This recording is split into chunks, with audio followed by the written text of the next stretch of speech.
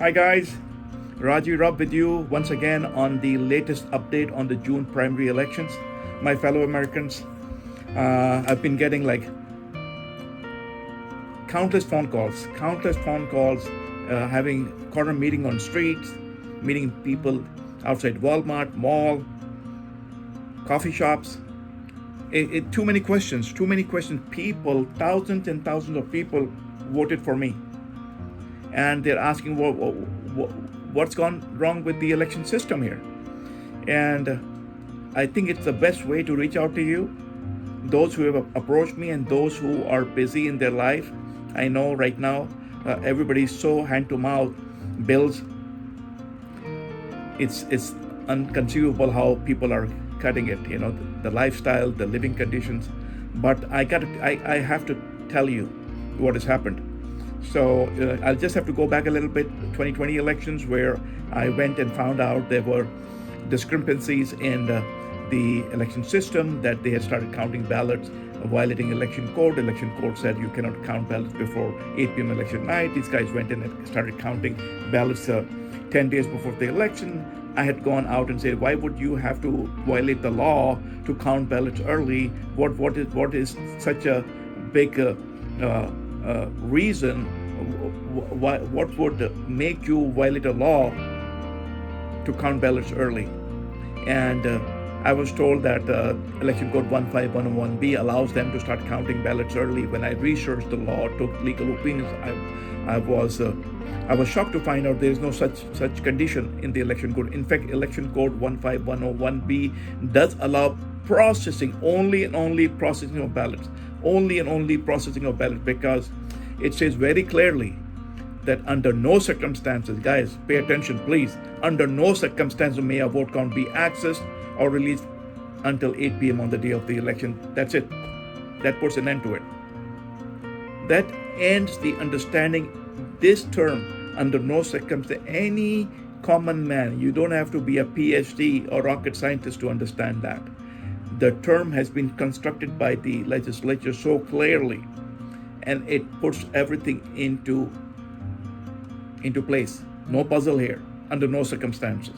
Whether it's a machine, rocket, book, scientist, dog, man, under no circumstances may a vote count be accessed before 8 p.m. on the day of the election. I'm talking to you, our future generation. My dear brothers and sisters, fellow Americans, my dear students. This is just another part of life, Obstacles are thrown at you to test out how strong you are. And we face them. And they're throwing these obstacles my way every election. And I'm going to overcome them. Because I'm not going anywhere. I've been telling these election machinery around, the registrar of LA County, you can delay me, but you cannot deny me justice.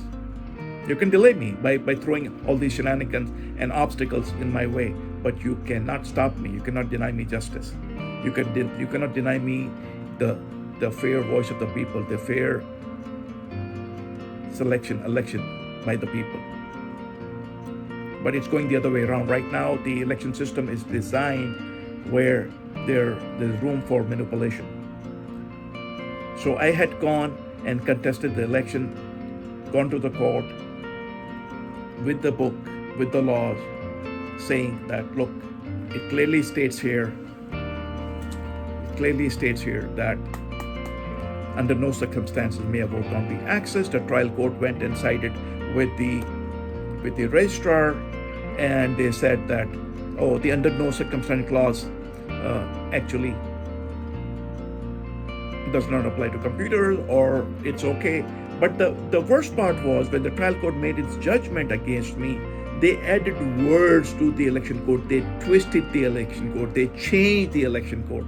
And there are a bunch of case laws that say that no judge, no trial court is allowed to change a statute to meet its judgment. Otherwise, every judge, every trial court is going to pick up a statute, twist it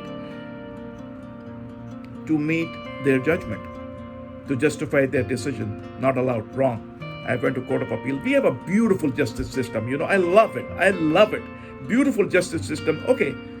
They can hurt you at one level, but there's another bigger court waiting there to listen to you. And if there's a discrepancy, they can fix. They will. If they're a little, prejudiced towards you, then there's California Supreme Court, and then there's, of course, U.S. Supreme Court. I was discriminated so badly, so harshly by the trial court. Even making phone calls, trying to talk to the clerk and not getting answers, then a pushback, go away. I could feel the hate. But I said, that's fine. You do what you have to do, and I will use my rights to fight for my rights. Because I'm going to fight for my rights so that I can fight for your rights. I'm going to get there. They can delay me. They cannot deny me the position that you guys have put me into.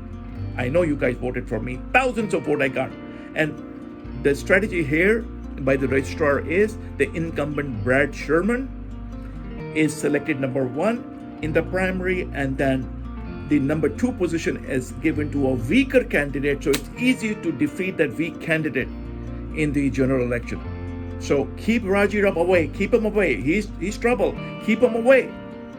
Keep me, Raji Rab, your congressional candidate, away from the primary election, so that give me number 3, number 4, number 5, or keep me last. So the people lose hope, get discouraged. He only got what? This little vote? But those votes are not real, because I was prepared this time. We are counting. All the people that were taking ballots were calling me and saying, we just voted for you. And I had a paper and pencil, and I was canceling out names that got it. Thousands of votes. Thousands. On the safe side, at least 25 to 30,000 votes were put in for me by the people. Because I'm known to people in the district by face, by name. I drive a van with my name on it. I drive a very old van, a 20-year-old van. I love it because that van is very loyal to me. It's been with me for many years. So I have my name on it, my face on it, and I call it Rab Mobile. And I drive around and I get a lot of honks and support from people, because with that van, they can see that, he's on the street, he's on the road, he's on the job. I'm not sitting in some air-conditioned room, sitting somewhere, chatting with some special interest. I'm out on the street, no matter how hot or how cold it is, I'm out and people can see my van, my face, and say he's on the job. That's who I am. So I went to court. The decision was wrong because we're based on twisting the election code to meet the judgment. I went to Court of Appeal. And there are a bunch of case laws, a lot of case laws that say that if a judgment is based on twisting an election code or twisting a statute to meet the judgment is void. I used that case law, went to Court of Appeal, the case got admitted. And there are also case laws saying that if your case is admitted in Court of Appeal, if your case is admitted in Court of Appeal, there's an automatic stay that comes into effect into the lower court. So I went out in the public. I took my case to the Court of Public Opinion, talking to people, educating them that this has happened. This is how my 2 years were taken away. But I'm fighting it again, and my name is on the ballot, and I got Supreme Court support, public support, Supreme public support, that he's fighting on his own for the people, for the rights of the people. Because I want to make up for the years lost. I want to get in there, bring advancement quickly, bring in jobs back quickly, put money in people's pocket quickly. That was my mission. Housing, homelessness, all those things, I will address it. I know how to do it. So I went to Court of Appeal, and I'm hoping that a Court of Appeal will make a quick decision so they don't do this again. But guess what? The opposing councils, Secretary of State and County, Board of Supervisors, they get extension after extension to delay the process once again, to deprive me of fairness, justice, and equality in the election. Instead of getting this done quickly, they delayed me, and they were giving extensions till May 23rd, final day, no more extension. And even then they answered by May 26th, which actually makes their response invalid. So I have replied to their response to the Court of Appeal saying this is invalid. They were giving extensions, they're late, but even if their responses were in time, my case is based on question of law. Now these guys have twisted my case by trying to convince the court that, oh, he's filed his case on question of law, but it is actually not a question of law. It's abuse of discretion, because if they use that line of abuse of discretion, they're able to get some flexibility. Because if they use abuse of discretion, they're allowed to get some case laws there that can give room for that false decision, that void judgment, some benefit of doubt. But no. I didn't choose that. I chose question of law because it's about a statute, it's about an election code that has been given a hit by misinterpretation. That election code has been twisted, added words to meet a judgment that becomes void under the situation where the election code, the statute has been changed. So I approached the Court of Appeal with my answer, and you know what I did in the end? In the conclusion, I said, the reason I went to Court of Appeal, my main concern was these guys are going to do it again and again and again, and they're going to harm the public interest if this election code is not protected. The people, democracy, our future is at stake if the void judgment, the huge error in judgment by the trial court is not reversed. If it's not reversed, it's going to hurt us. Because then any government that's going to come and anybody who's going to go, they're going to keep misusing this. And this will become a precedent for all the counties all over America. They're going to use this thing that whoever is incumbent, whatever, whether it's Republican or Democrat or independent, who is in power, is going to use it to abuse the people, the voice of people. So I put in conclusion stating that I've been fighting this to protect this harm from coming to and hitting the people in 2020 midterm election. And it has happened to me again. They have again counted the ballots early, again abused Election Code 15101B, and they are using the void judgment of trial court, which added words to the statute. And it is clear that this case was admitted. My complaint was admitted. My appeal was admitted by Court of Appeal. And in doing so, it has brought a stay to the judgment, to the void judgment of the trial court. But the Registrar Dean Logan of the biggest county here, LA County, went ahead. I don't know the desperation. No sky was falling. There was no desperation for them to start counting ballots early. There was very, small turnout because people are losing hope from the election process. Even then, this guy, if there were millions of votes to be counted, it was different. It's midterm election. The guy went and counted ballots 10 days before, and he violated two things. One, that the matter was under review by the Court of Appeal, so there's an automatic stay. And two, Election Code 15101B is very clear.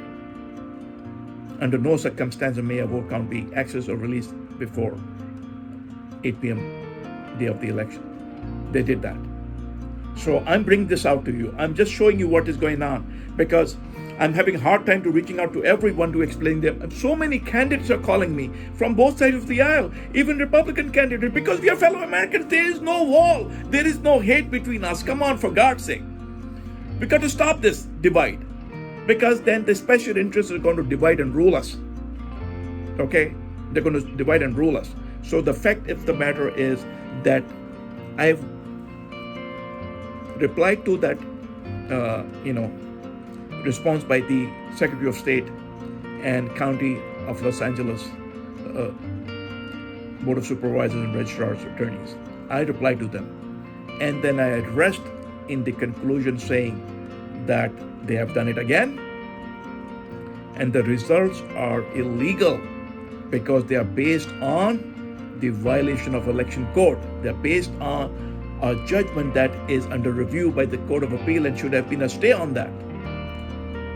And there's not only there should have been a stay, there is a stay. It's understood. There are case laws on that. That if a matter is taken up by Court of Appeal, there's an automatic stay on this, especially when it pertains to public interest. And what big of a public interest than elections? Our elections. The transparency and integrity of our elections are at stake. And the decision is going to come by Court of Appeal very soon. So I put there that I request, I beg the Court of Appeal, these are the words, I beg you to please put a stop on the certification of 2022 primary elections. Put a stop on the certification, because this is what they do. They do the hanky-panky, they bring out illegal results. People, just take things as they see them, that okay, everything must be fine. Or maybe it's just sour grapes, that one candidate loses and then he starts complaining. This is not that case. All I'm talking about is following the rule of law. I'm asking for following the statute, the election code that is there to protect the integrity of elections. Election Code 15101B does that. It protects everybody equally. And who will talk about it if I don't? Because the registrar certainly is not going to do it. He has hundreds and hundreds of complaints against him over the years. But he continues to survive them because he has the support of the influential, the one that he helps. And those names are there. The reason they have tried to put me out of the second position is so that he doesn't have to face me in the general election, because I will defeat him. I'm the only serious candidate that he had to face in the election, and he put me out in collaboration with the registrar, Dean Logan, who violated the election code 15101B to count the elections early. I don't know where we're heading. Are we heading towards manually counting all ballots altogether just to have the trust of the people? But I'm waiting for the Court of Appeal to decide, reverse the decision, and I'm asked the Court of Appeal to put a stay, to stop the certification of the election results that are in process right now, because everything is compromised. There is no integrity.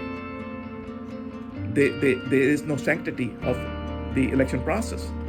What sanctity and integrity we can expect when the results are coming out of the violation of election code and violation of the fact that there's an automatic stay because the election code is under review by Court of Appeal? So I call upon you, my fellow Americans, bear with me. Don't lose hope. I'm fighting your fight, and I will continue fighting your fight, because I've got to get into this position that you are putting me into. I'm going to be your next congressman. And if they're going to try and delay me, use the shenanigans, they can delay. They cannot deny me the position that you have voted me for. Okay, guys? And I reach out to all those candidates who have tried to approach me, that we are together on this, and we will bring and enforce election integrity together. Thank you once again. I remain so grateful, and I love you so much. Thank you, and I'll talk to you guys soon. Thank you. Bye-bye.